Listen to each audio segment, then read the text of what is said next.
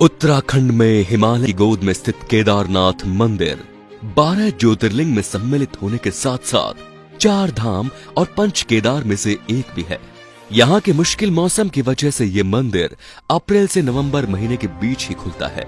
कत्यूरी शैली से बने पत्थरों के इस मंदिर के बारे में कहा जाता है कि इसका निर्माण पांडव वंश के राजा जन्मोजय ने करवाया था। यहाँ स्थित शिवलिंग अति प्राचीन है। कहा जाता है कि 8वीं शताब्दी में आदि शंकराचार्य ने इसका जीर्णोद्धार करवाया था।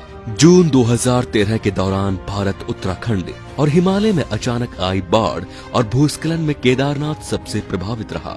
इस ऐतिहासिक मंदिर का मुख्य हिस्सा और सदियों पुराना गुंबद, लेकिन मंदिर का प्रवेश द्वार और उसके आसपास का पूरा हिस्सा तबाह हो गया। केदारनाथ मंदिर समुद्र तल से 11,755 फीट की ऊंचाई पर स्थित है। और अब जान लेते हैं कि कैसे 200 सालों तक केदारनाथ मंदिर बर्फ में दबा रहा और इसका इस मंदिर पर क्या असर पड़ा। वैज्ञानिकों के अनुसार केदारनाथ मंदिर 400 सालों तक बर्फ में दबा रहा, फिर भी इस मंदिर को कुछ नहीं हुआ। इसीलिए 2013 में आई जल प्रलय के दौरान इस मंदिर के सुरक्षित रह जाने से वैज्ञानिकों को कोई हैरानी नहीं हुई।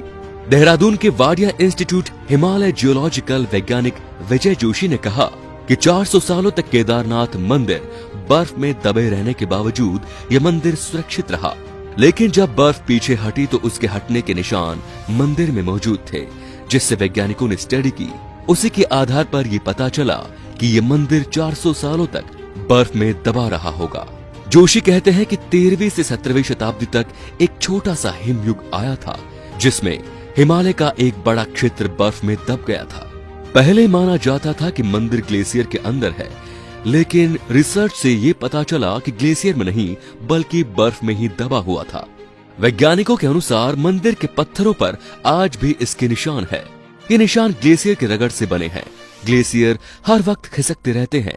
ये न सिर्फ खिसकते हैं बल्कि उनके साथ उनका वजन भी होता है और साथ ही कई चट्टानें भी उनके साथ होती हैं, जिसके कारण उनके मार्ग में आई हुई हर वस्तु रगड़ खाती है। जब 400 साल तक ये मंदिर बर्फ में दबा रहा होगा तो सोचिए मंदिर ने इस ग्लेशियर के बर्फ और पत्थरों के रगड़ को कितना झेला होगा। वैज्ञानिकों के अनुसार मंदिर के अंदर भी इसके निशान दिखाई देते हैं। बाहर की ओर पत्थरों की रगड़ दिखती है तो अंदर की दीवारों पर पत्थर समतल है, जैसे उनकी पॉलिश की गई हो। बताया जाता है कि मौजूदा केदारनाथ मंदिर के ठीक पीछे पांडवों ने एक मंदिर बनवाया था, लेकिन ये वक्त की थपेड़ों की मार नहीं झेल पाया। वैसे गढ़वाल विकास निगम के अनुसार भी मौजूदा मंदिर का निर्माण 8वीं शताब्दी में आदि शंकराचार्य ने करवाया था, यानी छोटे हिमयुग के दौरान, जो कि 13वीं शताब्दी में शुरू हुआ था। उससे पहले ही ये मंदिर बन चुका था। वाडिया इंस्टीट्यूट के वैज्ञानिकों ने केदारनाथ इलाके की लाइकोमेट्री टेंडिंग भी की। इस तकनीक से शैवाल और उसके कवक को मिलाकर उनके समय का अनुमान लगाया जाता है। जोशी ने कहा, लाखों साल पहले चोराबारी ग्लेशियर के पीछे हटने से केदार घाटी बनी। जब ये ग्लेशियर पीछे हटते हैं तो वो रोड रोलर की तरह अपने नीचे की चट्टानों को पीस देते हैं और साथ में बड़ी बड़ी चट्टानों को छोड़ जाते हैं। जोशी कहते हैं कि ऐसी जगह मंदिर बनाना इंजीनियरिंग का एक अद्भुत नमूना है।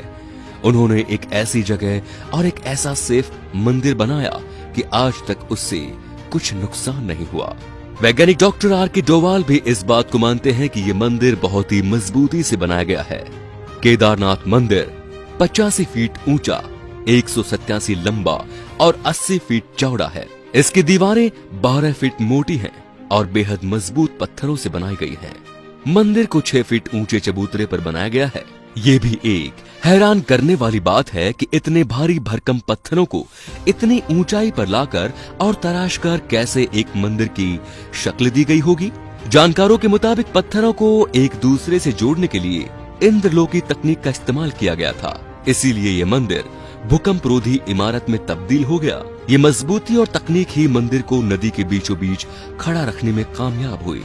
तो दोस्तों, ये भोलेनाथ का चमत्कार ही है कि आज भी ये मंदिर ज्यों का त्यों खड़ा है और इसको कुछ असर नहीं हुआ। तो कमेंट में बाबा केदारनाथ जरूर लिखें और वीडियो को शेयर करके बाबा केदारनाथ की महिमा को चारों तरफ जरूर फैलाएं। धन्यवाद।